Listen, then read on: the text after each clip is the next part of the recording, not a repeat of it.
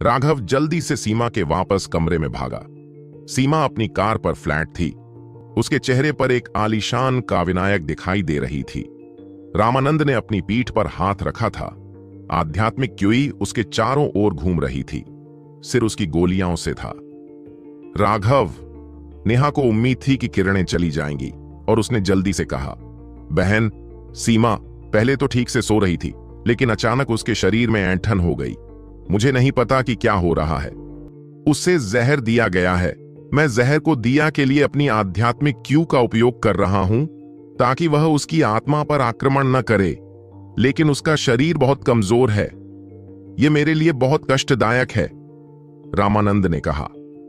यदि यह एक साधारण व्यक्ति होता है तो रामानंद को जहर को दबाना इतना मुश्किल नहीं लगता, लेकिन क्यू का शरीर बहुत खराब था और थोड़ा सी भी उसके शरीर से खराब हो सकता था।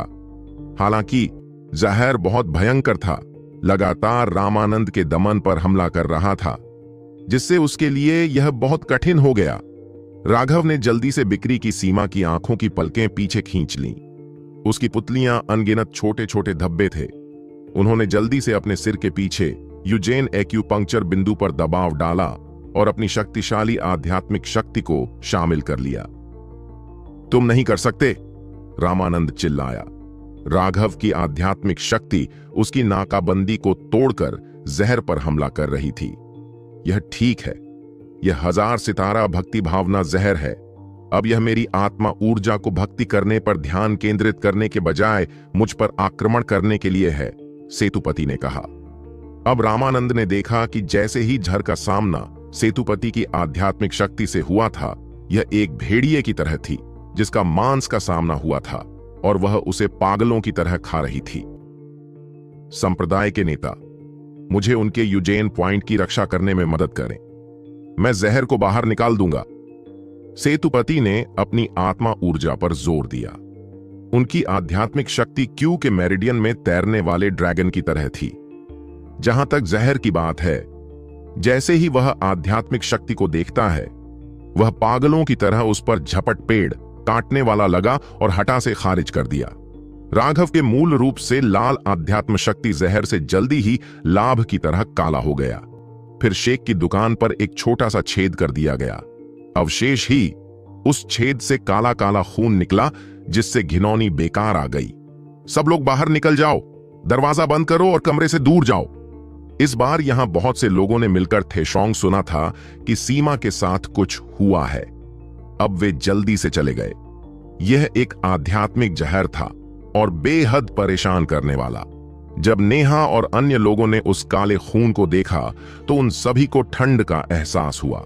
सेतुपति ने अपनी आध्यात्मिक शक्ति 3 बार कास्ट्स, जिससे सीमा के शरीर से सारा जहर बाहर निकल गया। आखिरकार उसने राहत की सांस ली। उसने बॉयफ्रेंड शेखर मंगाई और काले खून को जला दिया। पूरा यूनिट घिनौनी प्लांट से भरा गया। सीमा रूम को शैतान, वह और रामानंद भी बाहर चले गए। एक पल की लहरियाहट के बाद राघव ने अपना हाथ खींच लिया और आग की एक गेंद को बुलाया, जिसने तुरंत कमरे को जला दिया। यह जहर बहुत तेज था।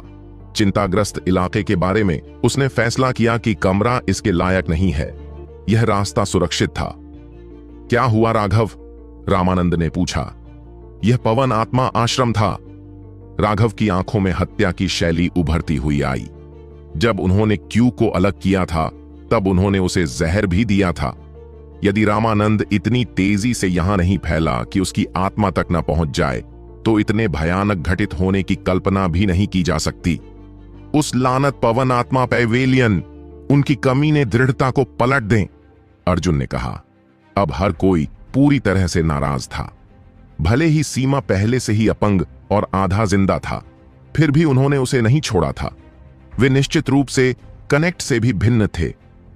चलो राघव, मैं फिर 7 विंड हुए स्पिरिट पैवेलियन तक चलूंगा, रामानंद ने राघव के कंधे को थाप-थपते कहा। वह भी नष्ट हो गया था। चलो, काट दिया। मनोज और अन्य लोग उग्रता से दहाड़ने लगे। पवन आत्मा दर्शन वास्तव में बहुत घृणित था। आप सभी शांत हो जाएं। अभी हम बस बचे हैं और हमारे लिए कोई भी बड़ा आंदोलन करना नहीं है। हमेशा के लिए हत्या और लड़ाई के बारे में मत सोचिए, क्योंकि यह आपके लिए अच्छा नहीं है। हमें अपनी दोस्ती को वश में करने के लिए इस्तेमाल करना चाहिए। हम इस मामले को समझदारी से छोड़ देते हैं, राघव ने कहा। क्या? बिल्कुल नहीं। क्या आप ठीक हैं बॉस? अर्जुन ने कहा। ठीक है, बस बहुत हो गया। मासूम तितर बितर हो जाना चाहिए। राघव ने सभी की ओर हाथ हिलाया। नेहा के साथ उसने क्यू में दूसरा कमरा स्थापित किया। उसने उसे अपनी शारीरिक ऊर्जा को पुनः प्राप्त करने में मदद करने के लिए एक औषधीय गोली भी दी। फिर वह आपको चुपके से चला गया। अपनी गुड़िया, वह पहाड़ से नीचे चला गया। लेकिन 1 मील दूर जाने से पहले उसने देखा कि अर्जुन और अन्य लोग बहुत पहले से उसका इंतजार कर रहे थे। तुम सब क्या कर रहे हो? रंगे हाथ पकड़ जाने पर राघव थोड़ा नाराज होने से खुद को रोक नहीं सका। हे, मैं सही था, है ना? बॉस, आप खुद ही जाना चाहते थे, अर्जुन ने हंसते हुए कहा। मनोज ने कहा, बॉस, आप हमें कैसे पीछे देखना चाहते हैं? आपको नहीं लगता कि हम भाई हैं? भाई, इसका क्या मतलब है कि तुम मेरे बिना जा रहे हो? कि अब तुम मुझे नहीं चाहते? सिद्धार्थ ने पूछे सवाल। अरे, ये किसी चीज से क्या लेना देना है? राघव अवाक रह गई। इस बार मैं लड़ने नहीं जा रहा हूं। लड़ने नहीं जा रहे हो? तो फिर तुम क्या कर रहे हो? अपनी भावनाओं के बारे में बात करने के लिए तुम किस पर विश्वास करते हो? अर्जुन ने पूछा। मैं बदला जा रहा हूं, तो फिर वह युद्ध कैसे नहीं करेगा? यह इरादा नहीं है। इस बार पैमाना बहुत बड़ा वाला है, और यदि आप गए तो आप मदद नहीं कर पाएंगे। इसके बजाय आप मुझे रोकें, सेतुपति ने कहा। क्या तुम सच कह रहे हो? अर्जुन ने संदेह से पूछा। मैं हथियारबंद कब धोखा दिया है? बॉस, क्या हो रहा है? अर्जुन को अभी भी समझ नहीं आया। इतने सवाल मत पूछो, बस जल्दी करो और भाग जाओ। बस खबर का इंतजार करो। याद किया, किसी को मत बताना कि मैं जा रहा हूं। अगर कोई नहीं पूछता कि मैं इस समय कहां हूं, तो बस इतना कह देना मैं कि एकांत में हूं, राघव ने कहा। राघव की बिक्री के बाद उन्हें पता चला कि वह कुछ योजना बना रहे हैं। उन्होंने जल्दी से सिर हिला दिया। एक बार जब अर्जुन, सिद्धार्थ, शुभम, विनायक और मनोज चले गए, तो राघव अपना सिर हिलाने से खुद को रोक नहीं सका। अब राघव ने लिटिल स्नो को बुलाया और रात के अंधेरे का फायदा उठाया वह सीधे विंड स्पिरिट पैवेलियन की ओर दौड़ा। पवन आत्मा दर्शन के भीतर 10 से अधिक जायंटियन बुजुर्ग एक साथ थे। एक भी शब्द का रहस्य नहीं कर रहे थे। उनके सामने पैवेलियन मास्टर अभिव्यक्ति की अत्यंत मित्रता थी। तीसरे बुजुर्ग, क्या आपको यकीन है कि आपने उस वेश्यावृत्ति को 1000 सितारा भक्षण आत्मा से जबरदस्त दिया था? वेज मास्टर ने कोल्ड स्वर में पूछा। मुझे पूरा विश्वास है, और मैंने निश्चित रूप से स्वायत्त मात्रा में प्रयोग किया है। निश्चित रूप से कोई गलती नहीं हुई है। जो बुजुर्ग सीमा को न्याय से बाहर लाया गया था, अब बोला। उसका आवाज डर से बेहद शांत था। निश्चित रूप से विश्वसनीयता, निश्चित रूप से कोई गलती नहीं। तो मुझे बताएं, ऐसा क्यों है कि अब तक क्यू की आत्मा का गोला नहीं टूटा है? वेजिटेबल मास्टर ने एक जेड टैबलेट की ओर इशारा करते हुए दबा दी। पवन आत्मा आश्रम के सभी शिष्य आत्मा साधक थे, और सभी शक्तिशाली शिष्यों को पवन आत्मा आश्रम द्वारा एक आत्मा की गोली बनाई गई थी। एक बार शिष्य की मृत्यु हो जाने पर वह आत्मा की गोलियां भी टूट गई थी। इसमें कोई आश्चर्य नहीं कि वे कितनी दूर थे। ये बेहद जादुई था। जब प्रज्वल की गुप्त क्षेत्र में मृत्यु हो गई थी, तो उसकी आत्मा के टुकड़े टुकड़े हो गए थे, जिससे पूरा पवन आत्मा का दृश्य क्रोधित हो गया था। वे पूरी ताकत के साथ गुप्त क्षेत्र के प्रवेश द्वार की ओर बढ़ गए थे। परिणाम स्वरूप क्यू ने गुप्त क्षेत्र से बाहरी मॉडल ही अपना बचाव का कोई भी मौका खो दिया। अभी तीसरा बुजुर्ग अपने दांत पीस रहा था। उसने सीमा को झड़ दिया था। उसके अनुसार उसे पहले ही मरना चाहिए था। हालांकि यह जेड टैबलेट अभी भी पूरी तरह से ठीक था। यदि तीसरे एल्डर ने इतने लंबे समय तक उसका पीछा नहीं किया, तो पैवेलियन मास्टर को निश्चित रूप से संदेह हुआ कि उसने उसे धोखा दिया है। रेब राघव में जहर को हल्के रूप से क्लाइमेट की कुछ क्षमता है, लेकिन आप यह भी जानते हैं कि यह जहर आत्मा को स्थापित करता है, और ऐसी कोई दवा नहीं है जो इसे ठीक कर सके, तीसरे बुजुर्ग ने कहा। पीएन वेज के स्वामी ने सिर हिलाया। उसे इस बात की अच्छी समझ थी कि 1000 सितारा भक्ति करने वाला आत्मा जहर कितना भयानक था। यह आत्मा साधकों को लक्षित करने के लिए विशेष था। ये एक ऐसा जहर था जो धीरे धीरे सक्रिय होता था।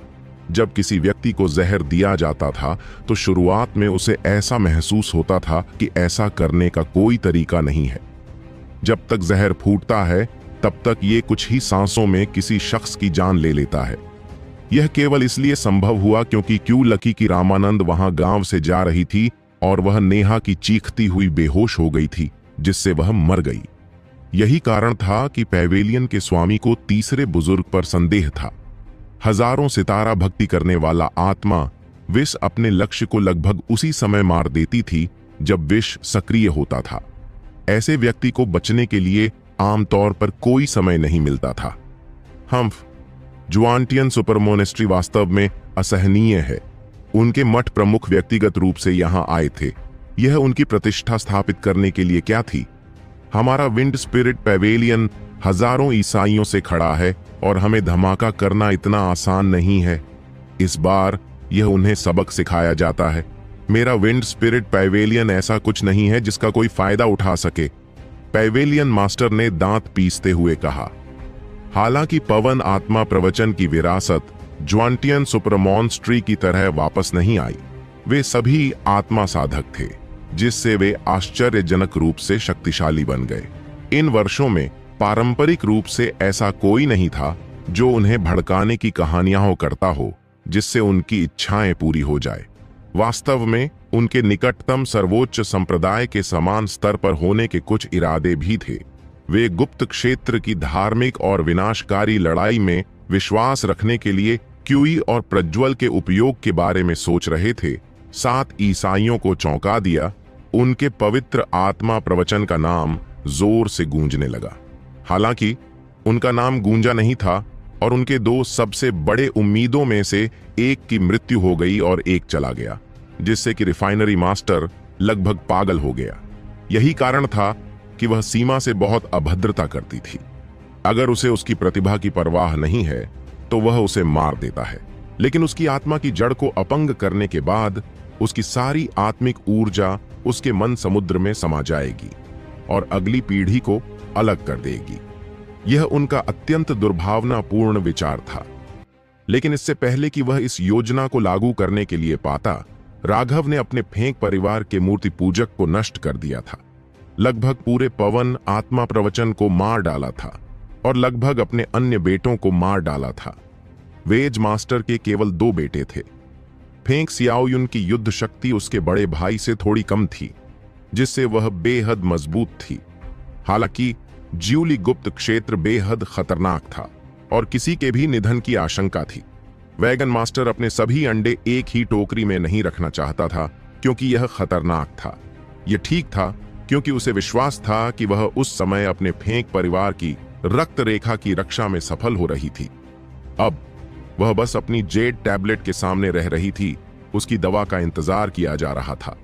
वे यह नहीं जानते थे कि जब वे सभी इस टैबलेट को देख रहे थे तब एक मौत का देवता उनके पवन आत्मा मंडप की ओर आ रहा था। राघव ने विंड स्पिरिट पैवेलियन की दुकान को दूर से देखा। उसने अचानक हाथ हिलाया और एक बड़ी नीली गेंद दिखाई दी। लिटिल स्नो, आप तैयार हो जाइए। हमारे लक्ष्य केंद्र में स्थित वह प्लाजा है। हम विंड स्पिरिट पैवेलियन को जमीन पर मिला देंगे। लिल स्नो ने हवा के ब्लेडों का एक बड़ा गोला उगल दिया। यह राघव की गेंद को चारों ओर से घुमाया गया। यह एक उल्कापिंड की तरह था जो स्ट्रेट विंड स्पिरिट पैवेलियन के केंद्र की ओर उड़ रहा था। 3 मीटर व्यास का एक विशाल गोला पवन स्पिरिट पैवेलियन के सेंट्रल चौक पर गिरा, जिससे आकाश को हिलाने वाला विस्फोट हुआ। अनगिनत धधकती हुई हवा की धारें, एक सैद्धांतिक दृश्य जो सभी दिशाओं में गिरा। सैकड़ों लोग आर्किटेक्चर से अपना सिर बाहर ले गए थे, लेकिन जब उन्होंने प्रचंड हवा की लहरें देखीं तो वे सभी निराश हो गए। उन विशाल वास्तुशिल्प को सीधे कुचलकर चूर चूर कर दिया गया और फिर दनादन राख कर दिया गया। अनगिनत चीखें, चिल्लां और गिरीं। कुछ ने विस्फोट की कोशिश की, लेकिन वे फिर भी उस लहर में समा गए और तुरंत नष्ट हो गए। इस पवन और परमाणु ऊर्जा प्रौद्योगिकी ने विंड स्पिरिट पैवेलियन के अधिकांश हिस्सों को तुरंत नष्ट कर दिया। केंद्र में 100 माइल्स अणु एक अथाह छेदा था। इसके आसपास कुछ पूरी तरह से अस्त व्यस्त था। कमीने मेरे पवन आत्मा पैगाम पर हमला करने की चुनौती की। मैं टुकड़े टुकड़े कर दूंगा। एक उन्मादी दहाड़ गूंजी और जमीन फट गई। ढानी हुई बिल्डिंग से लोगों का एक ग्रुप बाहर निकल आया। सबसे आगे वाला व्यक्ति पवेलियन मास्टर था। जब वह बाहर आया और अपने आसपास का दृश्य देखा तो उसने खंसते हुए खून का एक कौर उगल दिया। उसकी पतली बर्फीली हत्या की दिशा से बाहर चला गया। राघव के हमलों ने पवन आत्मा पैवेलियन के आधार को नष्ट कर दिया था, जो सहस्राब्दियों से खड़ा था। साथ ही उन्होंने अपनी विरासत को भी नष्ट कर दिया था। प्रत्येक संप्रदाय में दो दो वस्तुएं थीं जो उनकी स्थापना के तुरंत बाद बनी थीं। एक तो पुश्तैनी मूर्ति थी। वह आम तौर पर पहली पीढ़ी के संस्थापक की मूर्ति थी। उस मूर्ति को कभी नष्ट नहीं किया जा सका, क्योंकि मूर्ति की उम्र इस बात का प्रतीक थी कि संप्रदाय समय से जीवित है। दूसरी चीज थी मुख्य महल हॉल। एक संप्रदाय की विरासत के निशान के रूप में ये दोनों संप्रदाय एक संप्रदाय के लिए सबसे महत्वपूर्ण दस्तावेज थे।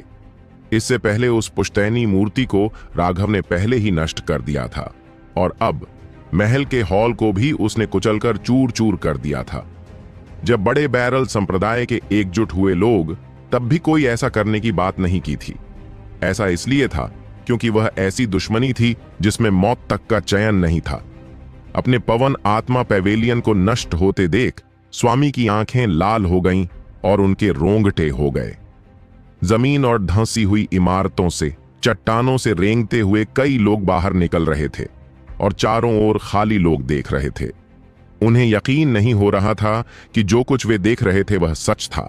उनका प्लाजा सबसे पहले ही गैर मजेदार वाद्य यंत्र बन गया था।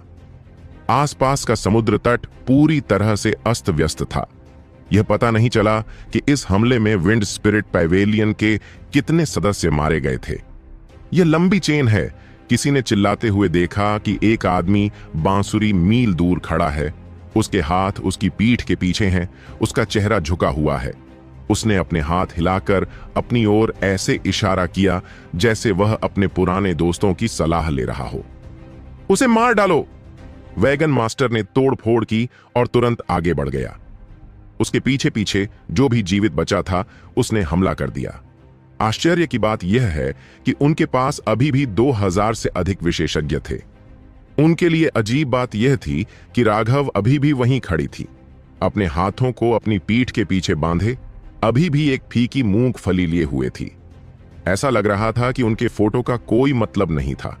वे सब उसे घेर लेते हैं, लेकिन राघव फिर भी नहीं हिलती। वह बस दस्तावेज से दस्तावेज मास्टर को देख रहा है, कुछ नहीं बोला।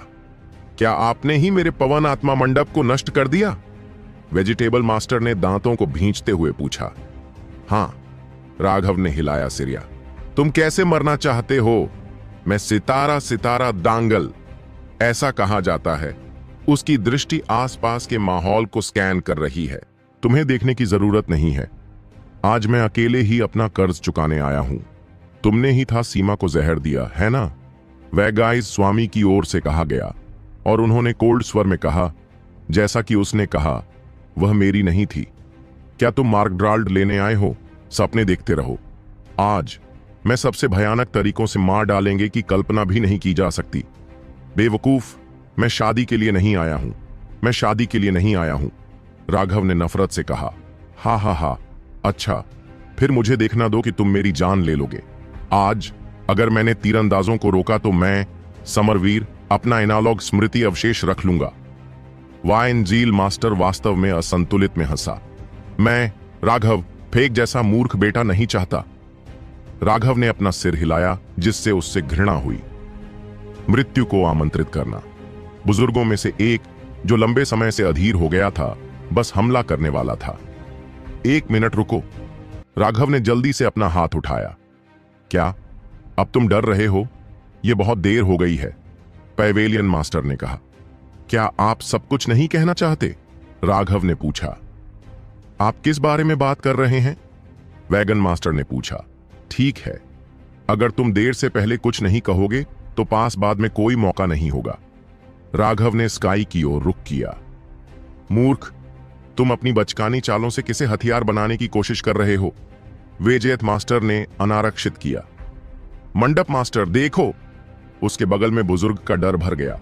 उसकी आवाज आतंक से कांप रही थी। यह क्या है? वाइज स्वामी ने अंततः ऊपर देखा। वह पूरी तरह से स्वस्थ हो गया।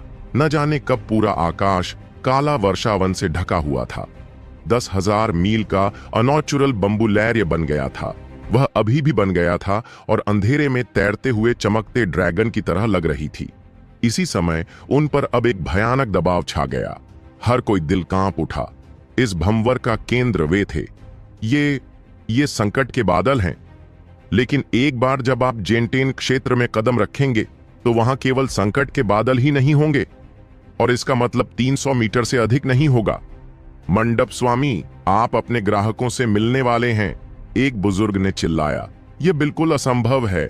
मैं अभी अभी खगोलीय जाइंटियन क्षेत्र में आया हूं। मेरा संकट अभी भी कई दशक दूर है। यह मेरा संकट बिजली नहीं है। वेजिटेबल मास्टर ने शाप दिया। तो फिर यह किसका है? ऐसा देखने के बाद इस बुजुर्ग ने राघव की ओर से एक अजनबी को देखा। उसने देखा कि राघव ने हिला सिरिया। हाँ, यह मेरा है। आपको किसी भी तरह से मेरे साथ झगड़ा नहीं करना चाहिए। दौड़ना! किसी ने अंतिम प्रतिक्रिया दी। यह किसका दावा है? एक बार बिजली का क्लैश उतरने के बाद उन सभी को एक साथ क्लैश से जिया जाएगा। इसके अलावा वह अपने दांतों के आधार पर सर्वोच्च आध्यात्मिक गुरु का दावा करता है। यदि वे सभी एक साथ क्लैश से पीड़ित होंगे तो क्लैश को जियांटियन क्षेत्र में सेट किया जाएगा और उस क्षेत्र से नीचे के सभी लोग पीड़ित होंगे। बहुत देर हो गई है, राघव ने हंसते हुए कहा। उसकी दिव्य अंगूठी उसके पीछे दिखाई दी और एक उन्मत्त आह वर्षावन में उड़ गई। वह पहले ही टेंडन परिवर्तन के 12वें स्वर्ग चरण के महान चक्र तक पहुंच चुका था। वह ट्रॉवेवेन स्वर्ग चरण पर हमला कर रहा था। केवल एक बार जब वह प्लाज्मावें स्वर्ग चरण तक पहुंचता है तो वह पूरी तरह से बदल जाता है और अस्थि फोर्जिंग क्षेत्र में प्रवेश कर जाता है। ये स्वर्ग चरण असुरा सुतरा बॉडी आर्ट का सबसे अनोखा रूप था। मूलतः राघव ने कल ही बाधा डाली थी और मुसीबत से उबरने के लिए एकांत स्थान पर जाने से पहले सभी अपनी जरूरतों को पूरा करने की तैयारी कर रही थी। लेकिन इस दुनिया में असल में ऐसे कई लोग हैं जो आपको अच्छी जगह दिलाने में मदद करने के लिए उत्सुक हैं। दरअसल कुछ लोग इतने दयालु होंगे कि वे आपके हितों से प्रोजेक्ट के लिए अपना घर उधार दे देंगे। इस बार पवन स्प्रिट पैवेलियन ने वास्तव में राघव के संस्करणों को भुनाया था। इसके अलावा पिछली बार जब वह गया था तो उसने सबसे पहले पवन आत्मा पैवेलियन के शिष्यों को जाने की चेतावनी दी थी। वे चले गए या नहीं, अब ऐसा कुछ नहीं था उसके पीछे की ओर। अब उसे किसी भी तरह का विश्वास नहीं रह गया था। वह सीधे उस अंतिम बंधन में वेलवेंस स्वर्ग चरण में प्रवेश कर गए। जैसे ही वह त्राहिमाम स्वर्ग अवस्था में पूरी तरह से पहुंचा, आकाश में धीरे धीरे धीरे धीरे घूमती हुई शीशे के बादल रुक गईं। अचानक गड़गड़ाहट के साथ अनगिनत बिजली की बारिश हुई।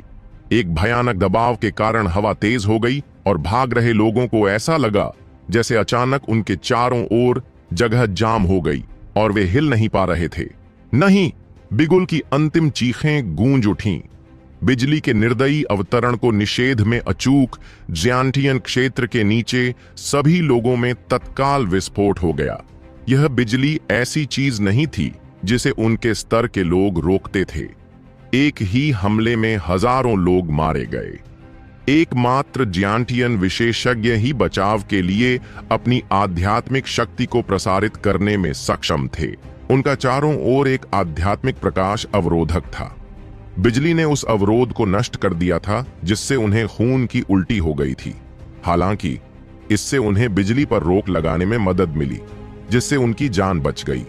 दुर्भाग्य से वज्रपात वर्षा की समुद्र की तरह था। यह बस एक नहीं था।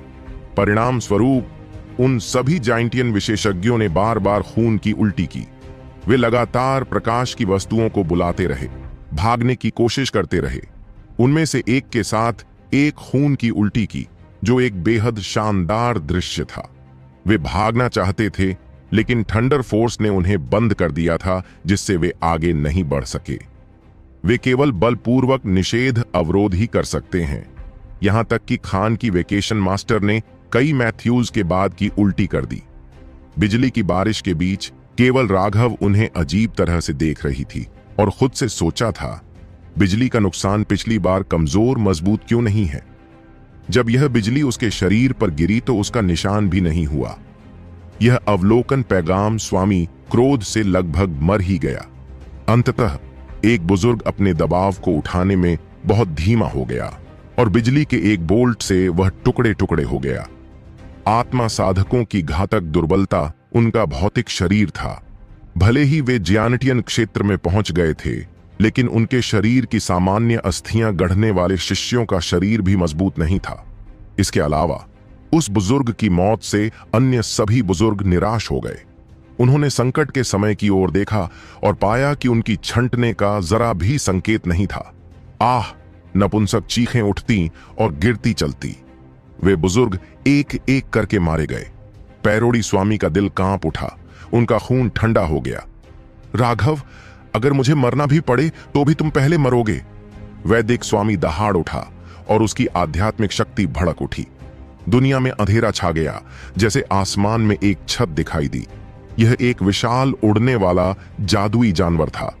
जैसे ही वह प्रकट हुई, उसने एक हालिया चीख निकाली। उसका शरीर बहुत बड़ा था और वह अनगिनत वज्रों से मारा गया। उसके आने वाले दबाव से यह एक ज्यानटियन जादुई जानवर होना चाहिए था। हालांकि यह मारा गया था, फिर भी यह पैवेलियन मास्टर तक से वज्र को रोकने में सफल रहा, जो अब राघव पर हमला कर रहा था। मारो! उनके हाथ में एक आध्यात्मिक ब्लेड प्रदर्शित हुआ और उन्होंने राघव पर युद्ध किया। वह आध्यात्मिक ब्लेड के चारों ओर अनगिनत बार घूम रहे थे, जो एक भयानक दबाव बना रहे थे।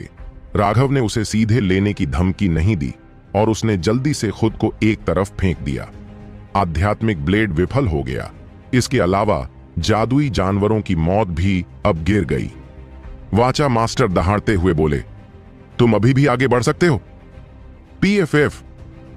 वे स्वामी के शरीर पर बिजली का एक बड़ा झटका लगा। एक पीढ़ी का विशेषज्ञ ऐसे ही मर गया। क्या यह इतना आसान था? राघव को लगा कि इस पर यकीन करना मुश्किल है। इतना शक्तिशाली व्यक्ति यह वज्र शक्ति के सामने एक चिंती की तरह था। हे, मान लीजिए कि इस बार मुझे अंतिम फायदा हुआ है। अच्छा है, मुझे आराम नहीं मिला। सेतुपति ने दी हैप्पी स्टार्स। कॉन्डो की बात यह है कि इस बार क्लेश बेहद बेकार था। जब पैवेलियन स्वामी की मृत्यु हुई तो अचानक आकाश से एक भयानक गड़गड़ाहट आई और एक कोटा ने लंबी श्रृंखला को जगह में बंद कर दिया। क्या? राघव की अभिव्यक्ति तुरंत बदल गई। जब बाकी सभी लोग मारे गए तो संकट के बादल अवशेष से स्टॉक में चले गए और बड़ी बिजलियां इकट्ठी हो गईं। क्या? वह तो बस गर्म हो गया था, अब यह गंभीर है। राघव की अभिव्यक्ति अनायास ही बदल गई। शुरू में तो उसने सोचा कि किस्मत का साथ मिल जाए और वह इस मुसीबत से आसानी से निकल जाए, लेकिन अब उसे एहसास हुआ कि वह गलत था। वे बिजली के झटके तूफान से पहले की शुरुआत थे। यह वास्तविक बिजली का संकट था। राघव को बार बार कोसने की चाहत हो रही थी। वह पिछली फिल्म ज्यानतियन स्पेशलिस्ट का सफाया करने में सक्षम थी। उसकी बिजली की मारक क्षमता शक्तिशाली रही होगी। अभी उसे यह एहसास नहीं था कि आत्मा साधकों का भौतिक शरीर बहुत कमजोर था। उनकी खुद की विपत्तियां बिजली सभी विपत्तियों में सबसे कमजोर थीं। यदि उनकी अपनी विपत्तियां अन्य साधकों के समान होती हैं, तो इस स्तर पर कोई भी आत्मा साधक नहीं होता। जीवन साधन था। आत्मा साधकों के पास असामान्य आध्यात्मिक शक्ति थी, लेकिन उनका कमजोर भौतिक शरीर उनका घातक बिंदु था।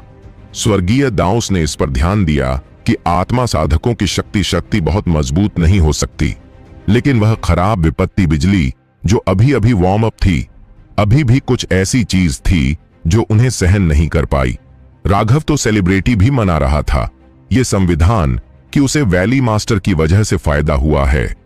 क्लेश बिजली को उसके स्तर पर बदल दिया गया था, लेकिन जैसे ही वह मारा गया, संकट की बिजली बदल गई और वह बिल्ली के बच्चे से एक खूंखार बाघ में बदल गया।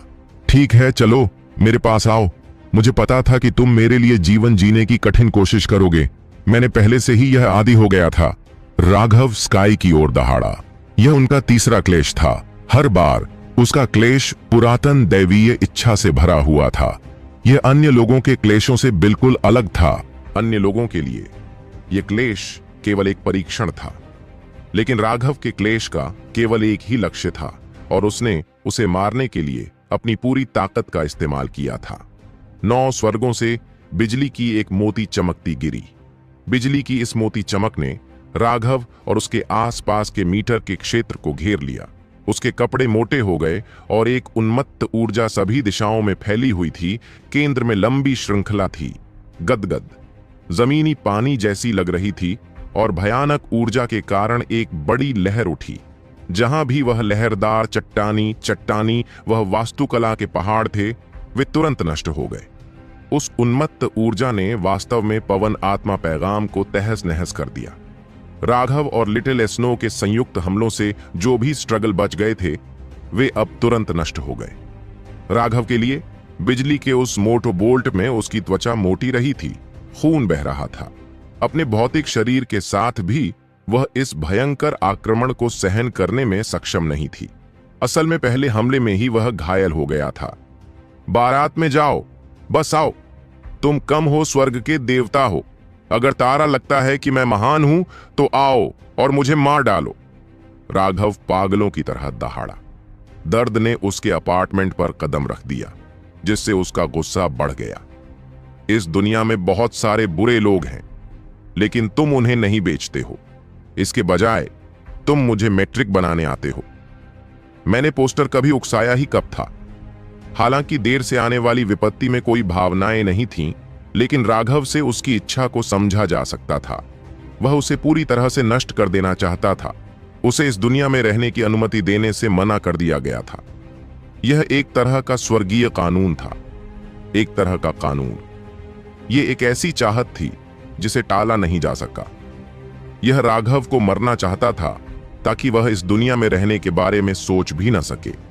इससे बड़ी चेन नाराज हो गई, मानो उसे उकसाया गया हो। बिजली और भी जोरदार से गिरी। पूरी दुनिया का नाम सामने आया। स्वर्ग की शक्ति का कोई मुकाबला नहीं हो सका। राघव ने खांसते हुए मुंह में खून भर लिया। उसका चित्र इतना बढ़ गया कि उसकी हड्डियां दिखाई देने लगीं, लेकिन राघव ने फिर भी अपने दांत भींचे और पागलों की तरह हंसा। आते रहो, तुम मूर्ख स्वर्ग, तुम अंधेरे स्वर्ग, तुम। थंडर फोर्स ब्लड्स ने राघव को और भी अधिक की खांसी करवा दी। हालांकि वह डर नहीं रही थी। वह पूरी तरह से अपने शरीर पर हमला करने वाले थंडर फोर्स को डिजाइन करने के लिए अपने थंडर फोर्स का इस्तेमाल करने पर ध्यान केंद्रित कर रही थी। लंबी श्रृंखला के पास अपने आप की वज्र शक्ति थी। वह वज्र शक्ति भी क्लेश बिजली से आई थी। हालांकि वास्तविक और उस पर हमला करने वाली वर्तमान वज्र शक्ति में गुण अंतर शामिल था। शक्ति का अंतर बहुत बड़ा था। उसे इस हमलावर वज्रबल को थोड़ा थोड़ा करके नष्ट करना था और धीरे धीरे अपने वज्रबल की शक्ति को कम करना था।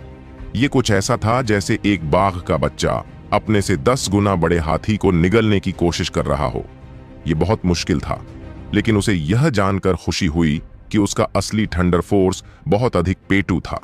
उसने उसे कितना भी खाया, फिर भी उसका पेट नहीं भरता था। इसके अलावा जैसे जैसे वह उसे खिलाता गया, वह लगातार बड़ा होता गया। राघव के खून लगे में अनगिनत बेरोजगार ऋण विकसित हो रहे थे। वे उसके मुख्य थंडर फोर्स ऋण थे और इसी तरह वह अधिक से अधिक थंडर फोर्स असंतुलित हो गए। वे भी लगातार मजबूत होते गए। अब राघव को नहीं उन्हें बेरोजगारी की मंदी थी। वे अपने ही उस वज्र शक्ति को खा जाएंगे जिसने उसके शरीर पर आक्रमण किया था।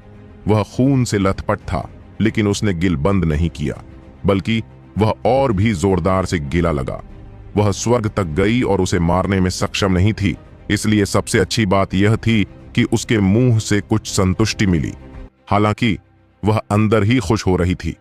उसकी वज्र शक्ति और भी मजबूत होती जा रही थी। उसकी इच्छा जागृत थी। थंडर फोर्स बहुत दुर्लभ था और आध्यात्मिक शक्ति को रोकना अक्षम्य था। जब उसने आत्मा साधकों से पिलाया तो यह उसका सबसे बड़ा त्रुप का पत्ता था। अंततः आत्मा की वस्तुएं बाहरी शक्तियां थीं और स्वयं की शक्तियों का उपयोग अधिक विश्वसनीय था। इसलिए थंडर फोर्स ऐसी चीज थी जिसकी तत्काल आवश्यकता थी। दुर्भाग्य से वह हमेशा बहुत व्यस्त रहता था और उसके पास अपने आध्यात्मिक क्यूई का उपयोग करके अपनी वज्र शक्ति को नष्ट करने का समय नहीं था। इसलिए यह बिजली संकट भी उसके लिए एक अवसर था। हालांकि उसने शायद कभी थंडर फोर्स का उपयोग किया था, लेकिन ऐसा इसलिए हुआ क्योंकि उसके पास कोई उच्च श्रेणी का युद्ध कौशल नहीं था जो थंडर फोर्स को नियंत्रित कर सके। जहां तक लाइटनिंग व फ्रांसीसी की बात है तो केवल कुछ विशेषज्ञ के विरुद्ध ही उपयोगी था, लेकिन सर्वोच्च विशेषज्ञ के खिलाफ यह बेकार था। इसे सक्रिय होने में बहुत समय लगा और शिष्य एक दृष्टि में ही उस छेद को पहचानने लगे। इसलिए हालांकि उसने अपने थंडर फोर्स का बार बार इस्तेमाल नहीं किया था, लेकिन इसका मतलब यह नहीं था कि थंडर फोर्स बेकार था। बस इतनी थी कि उसके पास इसका इस्तेमाल करने का कोई अच्छा तरीका नहीं था। हालांकि राघव अभी भी इसे खरीदना चाहती थी। अंततः भविष्य में उसके लिए उच्च श्रेणी के युद्ध कौशल प्राप्त करने के कई मुद्दे थे, लेकिन उसके थंडर फोर्स को बढ़ाने के अवसर दुर्लभ थे। इस अवसर को नष्ट न करने के लिए वह केवल इस दर्द को दादाहाट से सहन कर सकती थी। इसे प्रतिबंधित करने के लिए अपनी आध्यात्मिक क्यूई का उपयोग नहीं कर सकती थी। ऐसा करने का एक और फायदा यह था कि इससे उसका शारीरिक शरीर शांत हो गया था। हालांकि यह तरीका बेहद पागलपन भरा और चॉकलेट था। उनके लिए अच्छी बात यह थी कि वह अपने शरीर को संयमित करने के लिए अपनी पुरानी शक्ति का लगातार प्रयोग कर रहे थे। उसके थंडर फोर्स रून उसके खून में मौजूद थे, इसलिए अगर वह उन्हें प्लास्टिक सक्रिय नहीं करता है तो वे भी उसके शरीर को धीरे धीरे मजबूत बनाने में मदद करते हैं।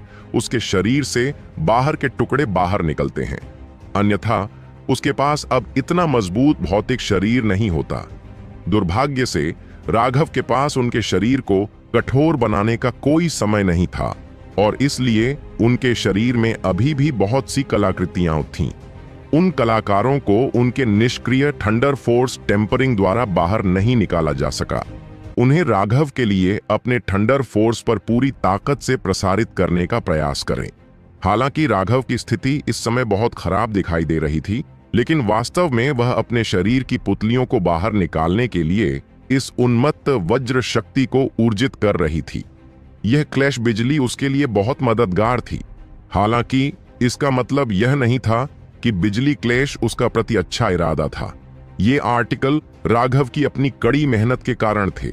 यदि वह अपने शरीर में वज्र शक्ति को नष्ट करने का कोई तरीका नहीं ढूंढता है तो संभवतः वह बहुत पहले ही पूर्ण बिजली के कारण मर गया है। धमाका! राघव ने एक बार फिर खांसते हुए मुंह में खून भर लिया। उनके कंधे की हड्डियां अब दिखाई देने लगी हैं। इसके अलावा आकाश में छाए हुए संकट के बादल में अचानक एक गेंद बदल गई।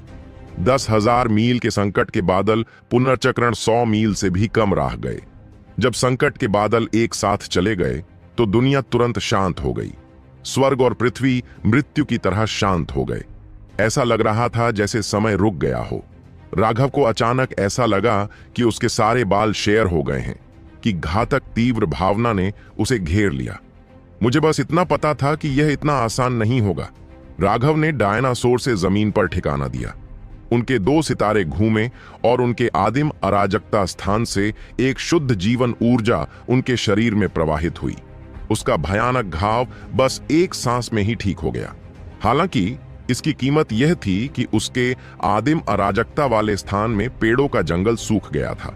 राघव ने सबसे पहले अपने आदिम अराजकता वाले स्थान में एक जंगल का उपयोग किया था, जिसका उपयोग वह जीवन ऊर्जा के भंडारण के रूप में करता था। वे वही थे जिन पर वह खुद को ठीक करने के लिए स्वीकृत था, लेकिन उसने ऐसा नहीं सोचा था कि पूरा जंगल मर जाएगा। उनकी सारी जीवन ऊर्जा लागत बढ़ गई थी। उन्हें यह नहीं पता था कि उनका भौतिक शरीर किस वैज्ञानिक स्थिति में पहुंचा था। उसके शरीर पर एक छोटा सा घाव भी ठीक होने के लिए बहुत अधिक जीवन ऊर्जा की बर्बादी होती थी। अभी तक उनका पूरा बॉडी प्रेशर से भरा हुआ था। वह भाग्यशाली था कि उसके पास पर्याप्त मशीनरी नहीं थी, अन्यथा वह पूरी तरह से ठीक भी नहीं हो पाता। यह उनके उम्मीदों का कहना नहीं था। औषधीय क्षेत्र के अलावा उन्होंने पूरे आदिम अराजकता क्षेत्र को पेड़ों से भर दिया था। उसने सोचा कि इतने सारे पेड़ों के साथ वह कई बार तुरंत ठीक हो जाएगा, लेकिन अब वह सिर्फ एक इलाज के बाद भाग गया था। लेकिन इस बार वह इस बारे में ज्यादा परवाह नहीं कर सका। उसने आसमान में बिजली चमकते हुए दिवाली की तरफ देखा। एक भयानक दबाव उस पर हावी हो रहा था। क्लेश के बादल लगातार कांप रहे थे, जैसे टिमटिमाती बिजली दुनिया को रोशन कर रही हो। अचानक पुरातन से दो विशाल बिजली के बाहर निकलने वाले पदार्थ, वे बिजली के ड्रैगन जीवित जीव लग रहे थे। वे 3000 मीटर लंबे थे और उनके शरीर से एक भयानक दबाव निकल रहा था। उन्होंने जोरदार गर्जना करते हुए राघव पर हमला कर दिया। अरे, ये किस तरह के राक्षस हैं? राघव का दिल कांप उठा। उसने इन बिजली के ड्रैगनों से भारी दबाव महसूस किया। बिजली किसी तरह बदल दी गई थी। जब वह दोनों बिजली के केगनों की ओर ध्यान दे रहा था तो उसके हाथ में एक विशाल बिजली का ब्लेड दिखाई दिया।